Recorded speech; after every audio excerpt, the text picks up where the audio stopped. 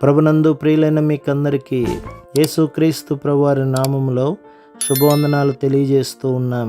దైవ సేవకులు బ్రదర్ భక్త సింగ్ గారి పరిచర్యలో నుండి అలసిన వాణిని ఓరడించు మాటలు. డిసెంబరు 27. ఆత్మ వలన ప్రతి సమయమునందును ప్రతి విధమైన ప్రార్థనను విజ్ఞాపనను చేయుచు ఆ విషయమై సమస్త పరిశుద్ధుల నిమిత్తమును పూర్ణమైన పట్టుదలతో విజ్ఞాపన చేయుచు మెలకువగా ఉండుడి. ఎఫెసీ పత్రిక 6వ అధ్యాయం 18వ వచనం.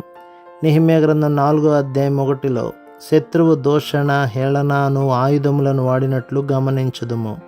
ప్రభు యొక్క కార్యములను ఆటంకపరచుటకు శత్రువు వాడు అతి సామాన్యమైన ఆయుధములు ఇవి. సాతాను ఈ ఉద్దేశము నిమిత్తము తరచుగా నాయకులను వాడును. నాయకుల నుండి వచ్చు హేళన దూషణ ఎంతో బలముగా దేవుని కార్యమును పాడు చేయును. సన్బల్లుటు మరియు టోబియా యెరూషలేములో మంచి స్థానములో ఉండుట మాత్రమే కాదు గాని విస్తారమైన ధనము కూడా కలిగి ఉండిరి. వారు తమ స్థానమును బట్టి భూములను బట్టి అధికారమును బట్టి ధనమును బట్టి గర్వపడుచు దేవుని సేవించుచు విధేయత చూపించు వారిని ఎగతాళి చేయుటకు భయపడలేదు. ఈ విధమైన కార్యములు కొన్ని సంవత్సరముల క్రిందట నుండి జరుగుచున్నవి. ఎవరైతే పాఠశాలకు వైద్యశాలకు మరియు ఇతర కార్యాలయములకు అధికారులుగా ఉందరో వారు ధనము అధికారము ఉన్నతమైన స్థానమును బట్టి మత్తులై ఉందరు.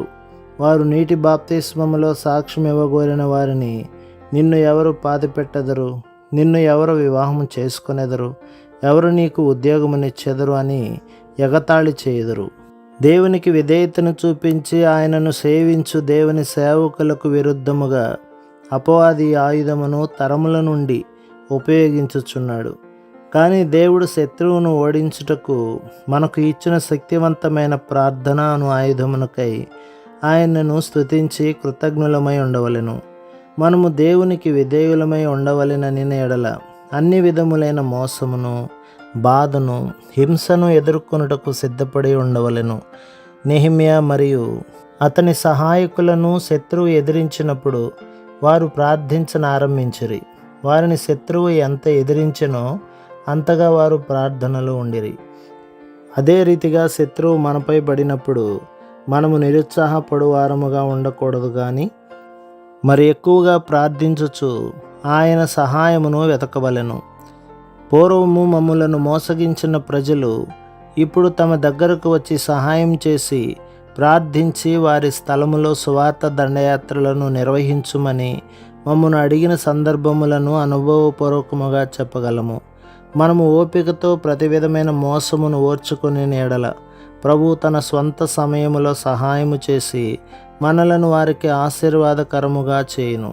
మనము కేవలము పరలోక దర్శనమునందు నిలిచి నిత్యము ప్రార్థించుట మన బాధ్యత.